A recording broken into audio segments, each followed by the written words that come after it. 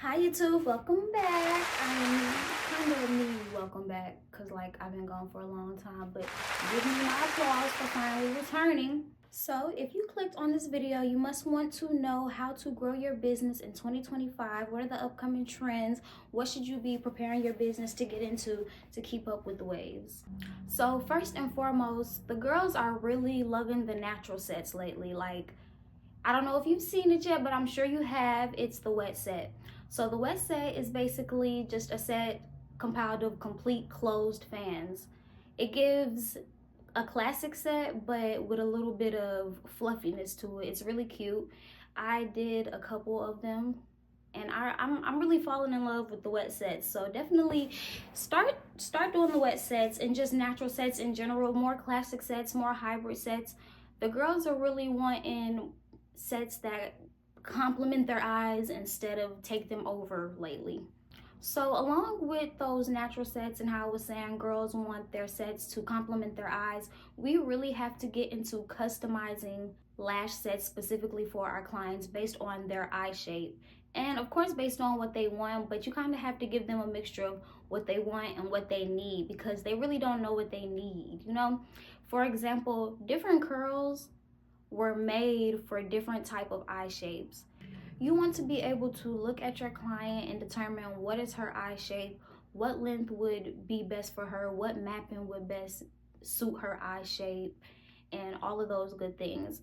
Sometimes we give girls just exactly what they want and they end up with results that they don't really like, and they don't really know how to get what they're looking for. Sometimes when you're trying to find your client's go-to set, like that one set that they love, they're gonna get it every time, they love it, it fits their face.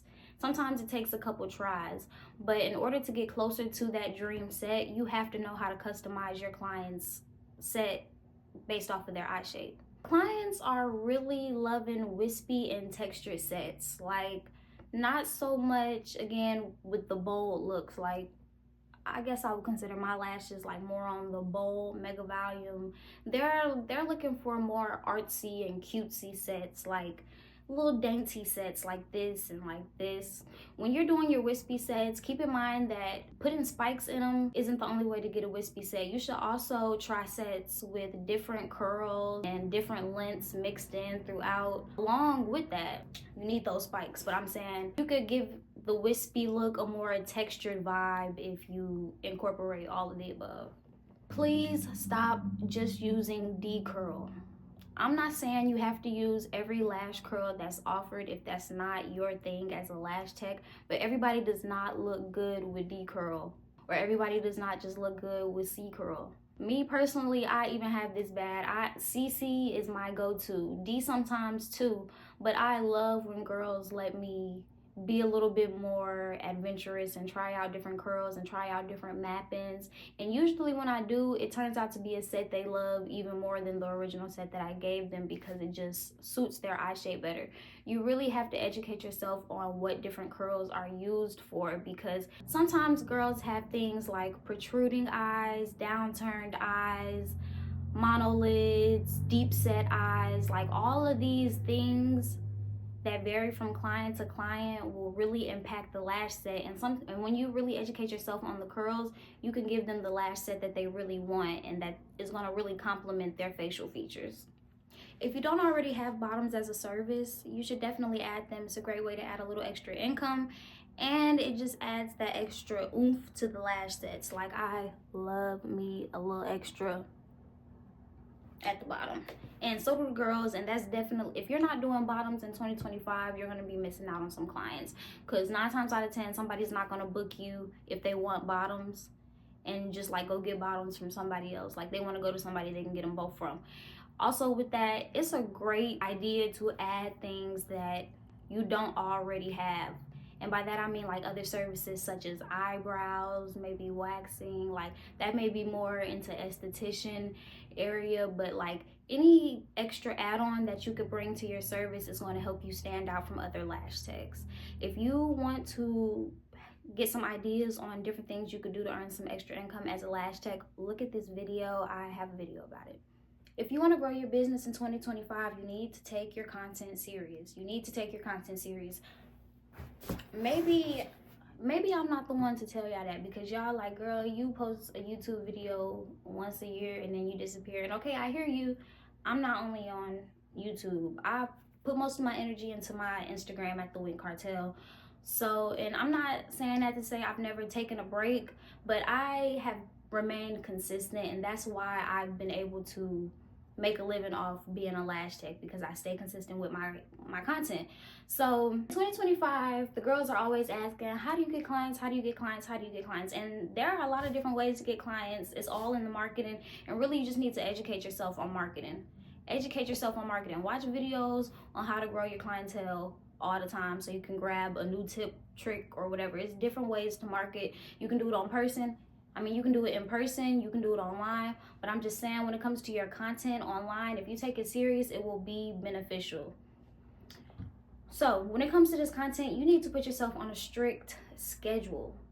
You need to write out the days that you're going to be posting, and you need to pre-make that content. When you post this content, the content needs to give value. Just posting your work every day in 2025 is not going to cut it anymore. Like, you have to be giving them more. They need to see behind the scenes. They need to get to know who you are. You need to be selling the image, the whole roundabout of your business. Like, that's the only way you're going to stand out in this so saturated industry. I hate saying that the lash industry is saturated, because in my opinion, anybody can make money in any industry when it comes to business if you market yourself correctly.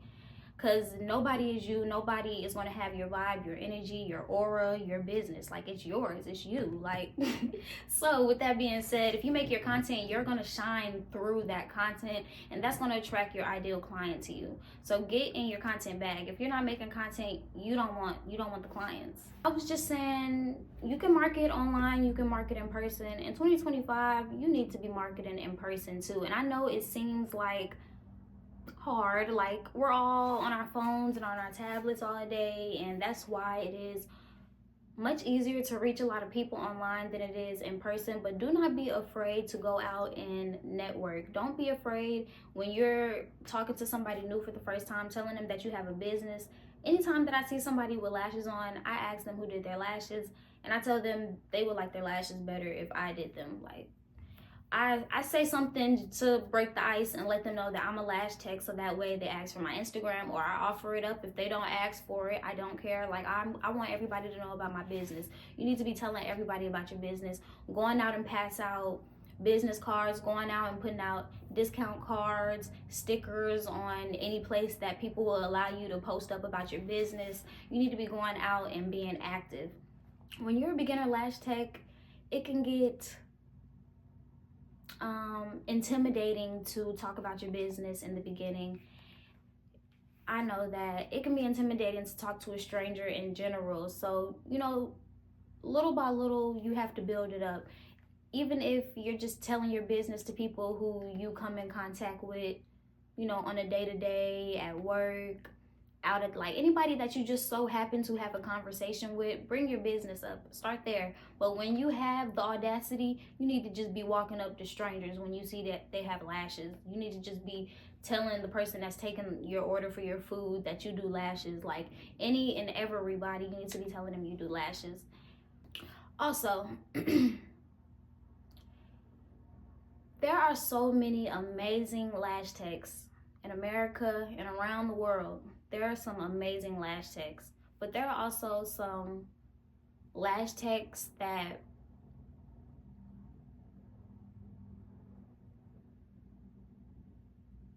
maybe were not properly trained.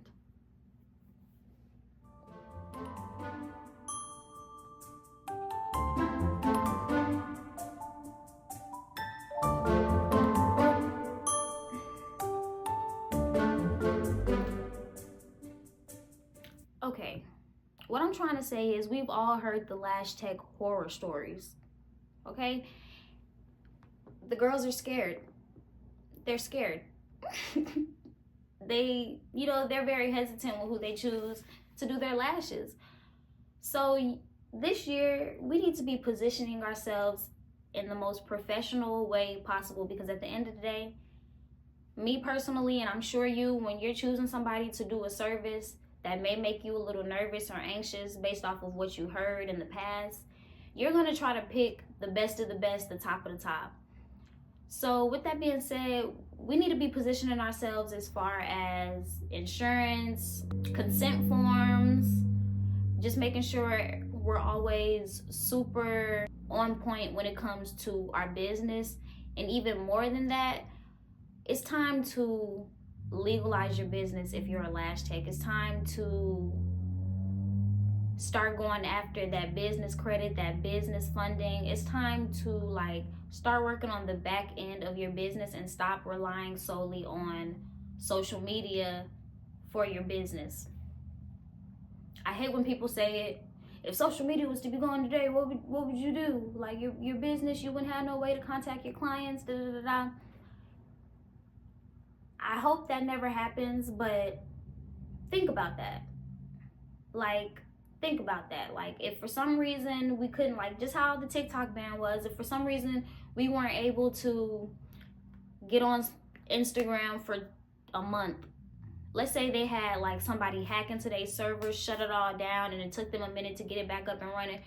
What are you going to do for that month? How are your clients going to contact you? How are you going to get the word out there that you're still taking appointments? You need to be taking the business professional route and building up a website with an email list, like have them subscribe to your email list, have their phone numbers written down. Do whatever you need to do to make your business a powerhouse. Do everything you can to put your best foot forward when it comes to your business and show your potential clients that you take what you do very serious. In 2025, we're going to be charging our worth. I don't know how many times I have to tell the girls, but lashing is a luxury service. Stop charging $20 for lashes. And I just said that number because I didn't want to step on no toes and say a price that you probably got. Now, if you really are charging $20 for lash extensions, you need to be charging your worth. Like, if you're a beginner, by all means, get your free sets in, get your tips only sets in, get your very, very cheap sets in, like, of course. But I'm talking about the girls that have been lashing for a year plus and really taking it serious, practicing often, taking clients often. You need to be charging what you're worth. You need to be charging a nice amount because things are not cheap, and honestly I feel like they're only about to get more expensive. If you know, you know. So you need to be setting yourself up for success. Charge your worth. Things are not cheap. Running a business is not cheap. And more than that, just how we were talking about marketing is not cheap. If you don't have the money to put into your business right now for marketing, you need to be putting all of that energy into your business. You will get it back, I promise you, in money form. All of the energy that you're putting into your business, you will get it back. I promise you, you will, but you need to be pouring into your business financially, energetically. Make sure you're charging a good price. Also, I look at some girls' content and it's just, they look professional. Like, they look like they're not the type of girls to let people run all over them when it comes to their policies. And I aspire to be that lash tech. I let my girls run all over me. Once we get like this, we like this. Like, and then they start coming 20 minutes late, like, and they, like, I feel bad. I can't tell them, like, girl, like, I have clients after you. Like not saying I don't tell them, like I do. Take your policy serious. Build connections with your clients. It's important, but make sure that you're able to keep those boundaries so that way you're not setting your business up for failure. Nobody likes a lash tech that takes all day, has them waiting. When you have clients that are not respecting your time, it could really throw your whole business off and throw off the image of you and your business as a whole. Take your policies serious, not even just your late policies, all your policies. Stand on business. Last tip of the video, whenever you see a new lash trend come out, such as how the wet set did a few months ago or whenever it did, I feel like I just started seeing it maybe 6 months ago to a year, I don't know, something like that. Whenever you see lash trends come out like that, hop on them. Don't be scared to try them. Don't think that people are gonna look at you weird, or I don't know, just whatever you think is going to happen from trying out that trend, don't be scared to do it. It's a great way to bring some eyeballs on your business, especially social media wise. And then not all the girls like the same looks. If you're one of those lash techs that's giving all your clients the same looks, please stop doing that. Show them that you are a versatile lash tech. And I know that can be hard when you have clients asking for the same thing every single time, but try to give them options and just try to educate them, because if you educate them a little bit more about their eye shape, about the weight that their lashes can take, about the length that would be best for their eyebrow arch and things like that, then they will choose or be more willing to let you try out those styles, and 9 times out of 10 like them much better because they will fit their face better. So keep that in mind. If you like this video, please like it, subscribe to my channel. I make videos for lash techs, simply put, and thank you for watching. I hope that these tips will help you have a great 2025 and help you grow your business and just be great.